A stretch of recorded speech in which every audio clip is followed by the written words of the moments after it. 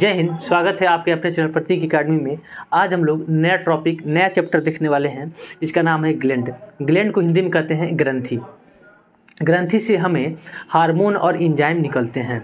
ग्रंथि से हमें हार्मोन और एंजाइम निकलते हैं। ग्रंथि को हम लोग 3 भागों में बांटते हैं। पहला होता है बहिर्स्रावी ग्रंथि, दूसरा होता है अंतस्रावी ग्रंथि और तीसरा होता है मिश्रित ग्रंथि।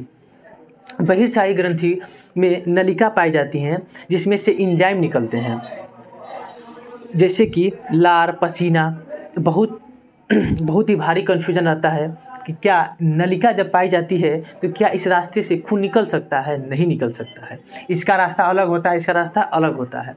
कभी हमने एक मुहावरा सुना था कि खून का आंसू रोना। खून का आंसू रोना कैसे संभव है? संभव नहीं है। ये मुहावरे में ही अच्छा लगता है। तो बहिर्स्रावी ग्रंथि में नलिका पाई जाती है जिससे एंजाइम निकलता है। लार हो गया, पसीना हो गया, जैसे दूध महिलाओं में निकलता है तो उसके लिए स्पेशल नलियाँ होती हैं। ठीक, नलिका यानी नस होता है, इससे दूध निकलता है महिलाओं में। ठीक है, क्या दूध के रास्ते से खून आ सकता है? नहीं।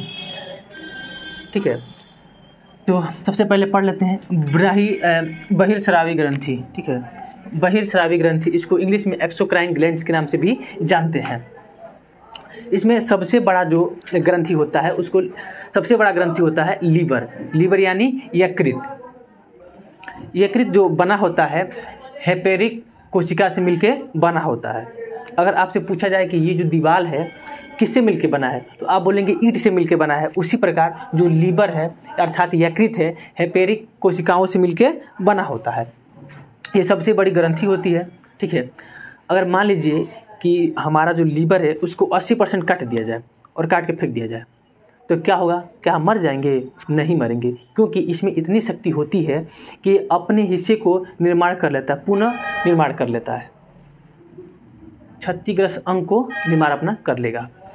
दूसरा, ये क्या करता है? बिलिरुबिन का निर्माण करता है। बिलिरुबिन क्या होता है? बिलिरुबिन होता है कि हमारा जो लैट्रिन होता है उसको पीला करता है। कौन? बिलिरुबिन। तो बिलिरुबिन का उतना ही निर्माण करे ताकि हमारा लैट्रिन पीला हो सके।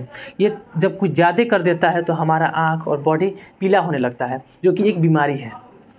ठीक है, दूसरा होता है विली वॉर्डिंग। ठीक है, विली वॉर्डिंग ये क्या करता है? पित्त का जो रंग होता है उसको हरा करता है। वैसे तो पित्त का निर्माण पित्ताशय करता है। पित्त का निर्माण पित्ताशय करता है। कभी कभी आपसे प्रश्न पूछा जा सकता है कि पित्त को हरा रंग कौन करता है? ठीक है, तो पहले ऑप्शन मारेंगे लीवर, और लीवर में अगर थोड़ा और अंतर पूछा जाए तो विली वॉर्डिंग। ठीक है, दूसरा प्रश्न बनेगा कि फाइब्रोनोजिन, प्रोथ्रोम्बिन, हेपोरिन का निर्माण कौन करता है? तो यकृत। ठीक है, इसका और डीप आप लोग पढ़ना चाहते हैं तो ब्लड चैप्टर में एकदम बेसिक से पूरा अच्छे से पढ़ाएंगे हैं। ठीक है, तीसरा, कार्बोहाइड्रेट को कोलेस्ट्रॉल में बदलता है। कार्बोहाइड्रेट को कोलेस्ट्रॉल में बदलता है। जब भी हम कोई भी चीज़ खाते हैं उसमें क्या पाचन में क्या कार्बोहाइड्रेट पाया जाता है, और कार्बोहाइड्रेट को कोलेस्ट्रॉल में कौन बदलता है? कोलेस्ट्रॉल में कौन बदलता है? तो यकृत बदलता है। ठीक है, आपसे प्रश्न पूछा जा सकता है कि सबसे अधिक मात्रा में कोलेस्ट्रॉल कहाँ पाया जाता है? तो आपका ऑप्शन रहेगा लीवर। क्या सही होगा? लीवर। अगर ये कोलेस्ट्रॉल की मात्रा बढ़ जाए तो हमको हार्ट अटैक आ सकती है। क्या आ सकती है? हार्ट अटैक आ सकती है। जैसे कार्बोहाइड्रेट ज़्यादा खाते हैं और उसका यूज नहीं करते हैं तो वो हमारे शरीर के अंदर ब्लड में जाके जमने लगता है। जब ब्लड में जमेगा तो क्या होगा? हार्ट अटैक आ सकता है। इसीलिए जितना खाए उतना यूज करें। ठीक है, और क्या देखते हैं? ग्लूकोज को ग्लूकोजेन में बदल देता है। ठीक है, ग्लूकोज को ग्लूकोजेन में बदल देता है जो कि एनर्जी के फॉर्म में रहता है। ठीक है, अमोनिया को यूरिया में बदल देता है, जो कि हमारा चैप्टर था एक्सक्रीशन, उत्सर्जन में हमने पढ़ा था कि अमोनिया बहुत खतरनाक पदार्थ होता है। इसको कम खतरनाक पदार्थ यूरिया में बदल देता है। कौन? तो हमारा यकृत। कौन बदलता है? तो यकृत। हानिकारक पदार्थ। ठीक है, अब हानिकारक पदार्थ जैसे मान लीजिए कि हमने थोड़ी सी जहर खाई, जहर यानी यूरिया खाया। यूरिया थोड़ा हमारे लिए हानिकारक है, तो जैसे ही खाया और हमारे उदर में गया, उदर से क्या रहता है? लीवर रहता है। जैसे ही लीवर में गया तो लीवर में जो सेल पाया जाता है उसका नाम है कुफर सेल। क्या नाम है उसका? कुफर सेल। वो कुफर सेल खा के उसको ख़त्म कर देता है। तो जैसे ही कुफर सेल खाएगा कुफर सेल मर जाएगा। तो जब थोड़ी सी खाएंगे तो हम मर जाएगा, तो मर जाए, कोई दिक्कत नहीं है, फिर दोबारा बना लेगा। इसमें क्षतिग्रस्त, समझिए, क्षतिग्रस्त अंग को पुनर्निर्माण कर लेता है। लेकिन जब हम ज़्यादा मात्रा में जहर खा लेते हैं तब पूरी की पूरी मर जाते हैं। तब तो कुछ होगा नहीं, तब तो मरना निश्चित होता है। तो थोड़ी सी जहर को निष्क्रिय करने में भी मददगार होता है। ठीक है। और ज़्यादा शराब लोग पीते हैं तो यही कुफर से डैमेज होता है, जिसके कारण हमको मौत हो जाती है, हम लोग की मौत हो जाती है।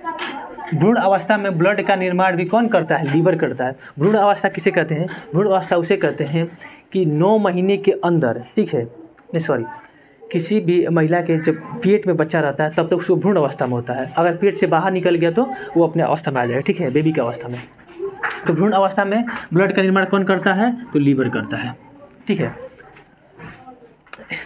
इसके बाद पढ़ना है अंतःस्रावी ग्रंथि, ठीक है। ये थोड़ा लंबा टॉपिक है, इसके बाद इसको पढ़ लेते हैं।